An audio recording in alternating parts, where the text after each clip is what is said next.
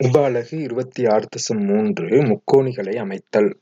இப்பகுதியில் நாம் அமைப்புக் கருவிகள், கவராயம் மற்றும் நேர்விளிம்பு ஆகியவற்றைப் பயன்படுத்தி மேற்கொள்ளக்கூடிய முறைகள் தொடர்பாகவும், சமபக்க முக்கோணி, இருசமபக்க முக்கோணி, சமனில் முக்கோணி ஆகியவை அமைப்பது தொடர்பாகவும் கவனிப்போம்.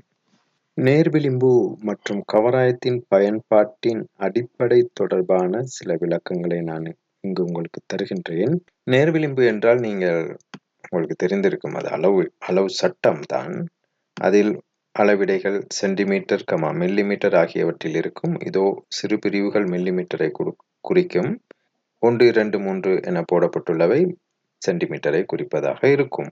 அதில் நீளங்களை எடுப்பதற்கும் உங்களுக்கு தெரியும். 5.1, 5.2, 5 என்றவாறு செல்லும். 6 வரையும் அவ்வாறே தான் எல்லா புள்ளிகளிலும். உங்களுக்கு தசம் என்பது 5 சென்டிமீட்டர், 5 மில்லிமீட்டர் என்றால் அதுதான் 5.5. ஏனென்றால் மில்லிமீட்டர் என்பது 10 சென்டிமீட்டர் என்றபடியால். இப்பொழுது நேர்விளிம்பை மாத்திரம் நாம் பயன்படுத்தி நேர்கோடுகளை வரைவோம். நீளங்களையும் நாம் அந்த நேர்கோட்டில் குறித்துக் கொள்ள முடியும். எப்போதும் நீளங்களை குறிக்கும் போது 0 ஒரு முனையில் வைத்து மற்றைய முனையில் எவ்வளவு தூரம் என பார்த்து குறிப்பிட்டுக் கொள்ள வேண்டும். எப்போதுமே குறித்த ஒரு நீளத்தை வரைவதற்கு நாம் நேர்கோட்டை வரைந்து அதில் ஒரு புள்ளியை முதலே குறித்து கொண்டு அந்த புள்ளியுடன் 0 வைத்து மற்றைய பக்கம் எவ்வளவு நீளம் வர வேண்டுமோ அதற்கேற்ப நாம் குறியை இட்டுக் கொள்ளலாம். இவ்வாறு கோட்டை வரைந்து ஒரு புள்ளியுடன் கவனித்தீர்கள் என்றால் 0 பொருத்தியுள்ளோம். மற்றைய புள்ளி உதாரணமாக 4 சென்டிமீட்டர் வரைய வேண்டும் என்றால் 4ற்கு நேராக ஒரு அடையாளத்தை இட்டுக் கொள்ளலாம். 5 என்றால் 5, 5.5 என்றால் 5.5, 5.6, 8, 8.5 ஏதேனும் ஒரு புள்ளியை குறிக்க வேண்டும், தூரத்தை குறிக்க வேண்டும் என்றால் அதற்கேற்ப நாம் அந்த நேர்கோட்டு நீளத்தை குறித்துக் கொள்ள வேண்டும். இங்கு உதாரணமாக 5.8 தான் நாம் குறிக்க வேண்டும் என்றால் 5, 5.8ற்குரிய புள்ளியை குறித்துக் கொள்ள வேண்டியதுதான். இதோ இவ்வாறு. இப்போது நாம் இந்த AB என்ற 5.8 நீளத்தை குறித்ததாக கருதலாம். இனி நாம் கவராயத்தின் பயன்பாடு என்னவென்றால், அது அடிப்படையான ஒரு பயன்பாடு தான். ஒன்று, நாம் வட்டங்களை வரையலாம், முழு வட்டங்களை வரையலாம், அல்லது பகுதியான வட்ட விட்களையும் எமக்கு வரைய முடியும். முக்கியமாக இதன் பயன்பாடு யாதெனில், ஒரு புள்ளியை கண்டுபிடிப்பதற்கு நாம் கவராயத்தை மிக முக்கியமாக பயன்படுத்தலாம். அதாவது இங்கு என்னவென்றால், ஏயிலிருந்து 5.6லும் பியிலிருந்து 6 சென்டிமீட்டரிலும் உள்ள புள்ளி சியை கண்டுபிடிக்க வேண்டுமென்றால் நாம் இந்த கவராயத்தை மிக திறமையாக பயன்படுத்த முடியும் மற்றைய கருவிகளை விட. எப்படி?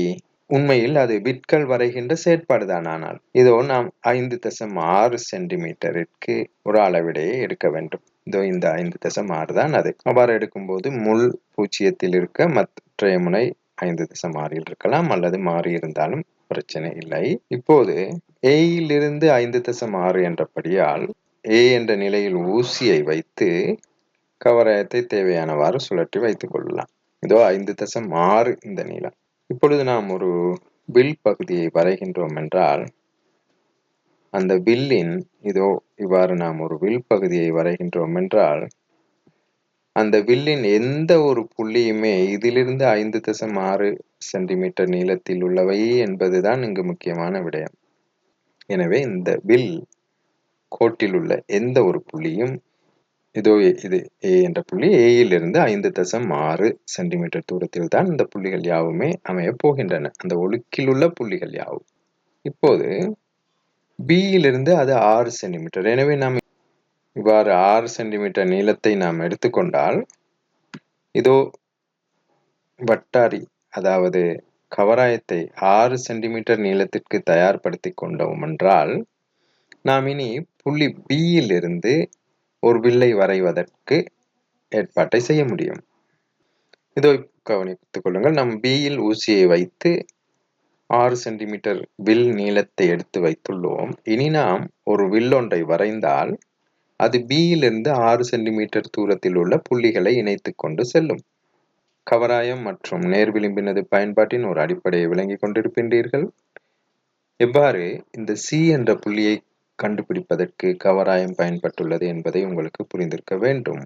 அதாவது 5.6 சென்டிமீட்டர் அளவிடை எடுத்து ஏயிலிருந்து வெட்டும்போது அது 5.6 சென்டிமீட்டர் தூரத்தில் உள்ள புள்ளிகளை இணைக்கின்ற ஒழுக்காக போய்கொண்டிருக்கும். அவ்வாறு பியிலிருந்து 6 சென்டிமீட்டர் தூரத்தில் உள்ள வில்லை வரையும் போது வட்டத்தின் பாகம்தான் வில் வரையும் போது அது 6 சென்டிமீட்டர் தூரத்தில் உள்ள புள்ளிகள் யாவற்றையும் இணைத்து போய்கொண்டிருக்கும். எங்கு சந்திக்கின்றதோ அந்த புள்ளி உண்மையில் பியிலிருந்து 6ஆகவும் ஏயிலிருந்து 5.6ஆகவும் உள்ள புள்ளியாக இருக்க வேண்டும். அது ஒரு புள்ளி தான் இருக்கும். எனவே அந்த புள்ளியை நாம் சி என குறித்துக் கொள்வோம்.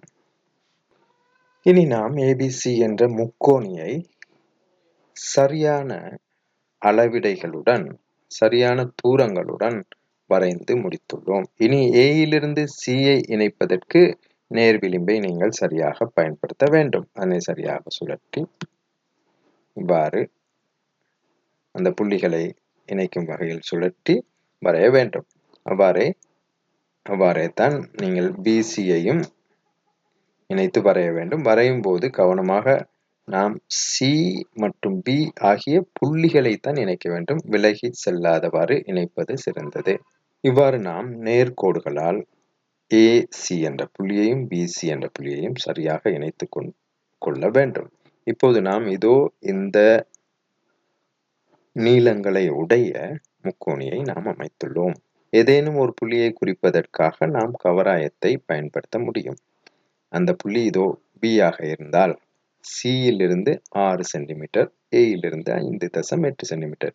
எனவே ஏசியை வரைந்துவிட்டு அந்த 2 விட்களையும் வரைந்தால் சந்திக்கும் புள்ளி பி ஆக அமையும். அது எந்த ஒரு இங்கு நாம் முக்கோணியை மாத்திரமே பார்க்க போகின்றோம். இதுதான் எந்த ஒரு வடிவமாக இருந்தாலுமே 2 புள்ளிகளிலிருந்து தூரங்கள் தெரிந்து ஒரு புள்ளி காணப்படும் என்றால் அந்த 2 புள்ளிகளிலிருந்து வில் வரைவதன் மூலமாக 2 விட்கள் வரைவதன் மூலமாக நாம் கண்டுபிடிக்க முடியும். இதுதான் அடிப்படை. நாம் இப்போது கவராயம் மற்றும் அளவு சட்டம் பயன்படுத்துவதை பற்றி சில விடயங்களை தெளிவாக கவனித்திருப்பீர்கள். இப்போது நாம் ஓர் சமபக்க முக்கோணி அமைக்க வேண்டும். ஏதேனும் ஒரு அளவீட்டுக்கு. உதாரணமாக இங்கு ஏபி என்ற ஒரு நீளம் உள்ளது.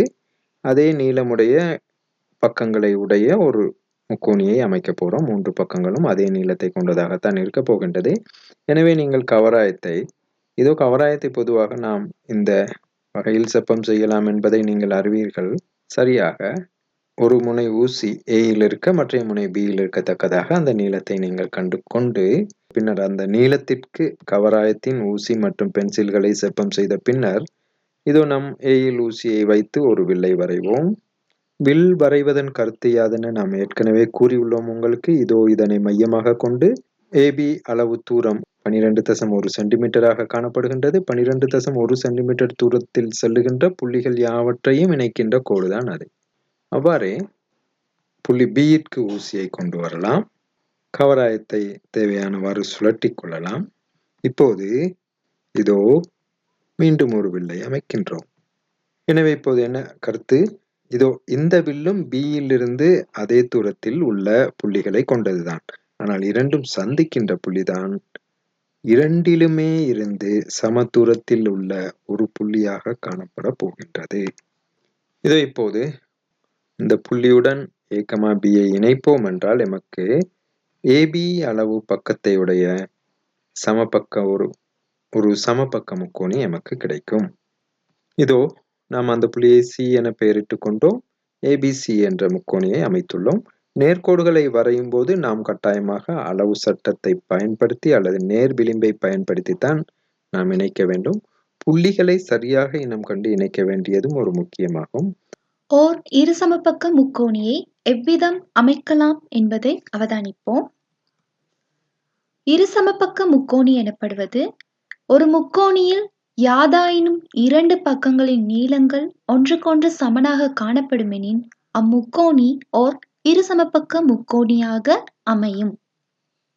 ஏபி சமன் 6 சென்டிமீட்டர் ஆகவும் பக்கங்கள் பிசி ஏசி ஆகியன 4 சென்டிமீட்டர் நீளமாகவும் உள்ள ஓர் இருசமபக்க முக்கோணியை எவ்விதம் அமைக்கலாம் என்பதை அவதானிப்போம்.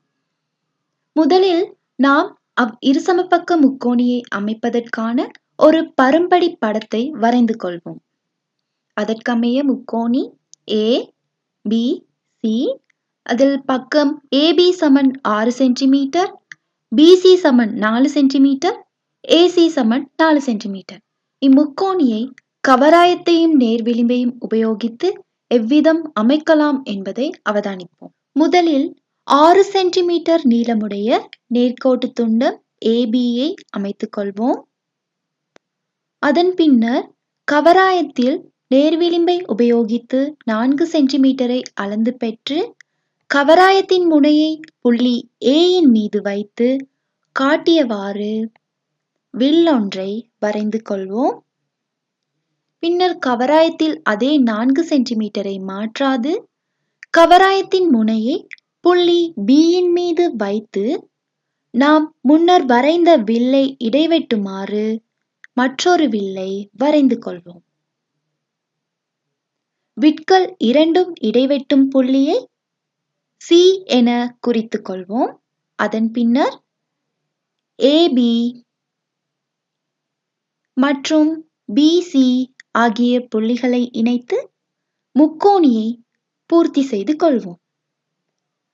இப்பொழுது பக்கம் ஏசி சமன் 4 சென்டிமீட்டராகவும் பிசி சமன் 4 சென்டிமீட்டராகவும் காணப்படும். இப்பொழுது நாம் இருசமபக்க முக்கோணி ஏபிசியை அமைத்துள்ளோம். ஓர் சமனில் பக்க முக்கோணியை அமைத்தல். ஒரு முக்கோணியின் 3 பக்கங்களின் நீளங்களும் ஒன்றுக்கொன்று சமனற்றது எனின் அத்தகைய ஒரு முக்கோணி சமனில் பக்க முக்கோணி எனப்படும்.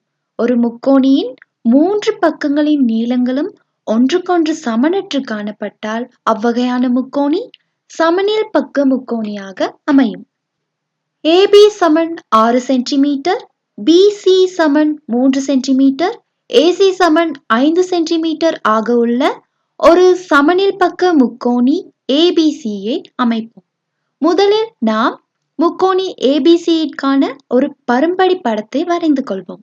அந்த வகையில் முக்கோணி ஏபிசி பக்கம் ஏபி சமன் 6 சென்டிமீட்டர், ஏசி சமன் 5 சென்டிமீட்டர், பிசி சமன் 3 சென்டிமீட்டர்.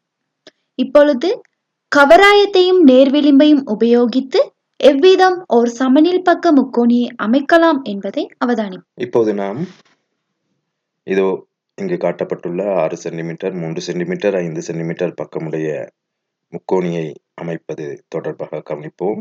இதனை நாம் பக்கங்கள் சமனற்றவை என்றபடியால் சமனில் முக்கோணி என கூறுகின்றோம். இங்கு நாம் மேற்கொள்ள வேண்டியதும் அடிப்படையான அளவு சட்டம் மற்றும் கவராயத்தினது பயன்பாட்டைத்தான்.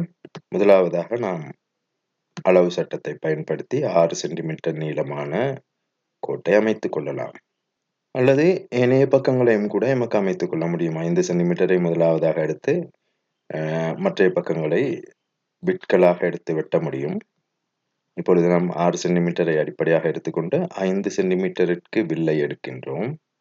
5 சென்டிமீட்டர் வில் நீளம். எனவே 5 சென்டிமீட்டர் வில்லை ஊசி ஏயில் வைத்து ஏறத்தாழ மத்திய பகுதிக்கு பென்சில் வரும் வகையில் செப்பம் செய்து நாம் வரைந்து கொள்ள முடியும். அவ்வாறு பின்னர் பியிலிருந்து 3 சென்டிமீட்டர், எனவே நாம் 3 சென்டிமீட்டர் அளவிடையை எடுக்க வேண்டும்.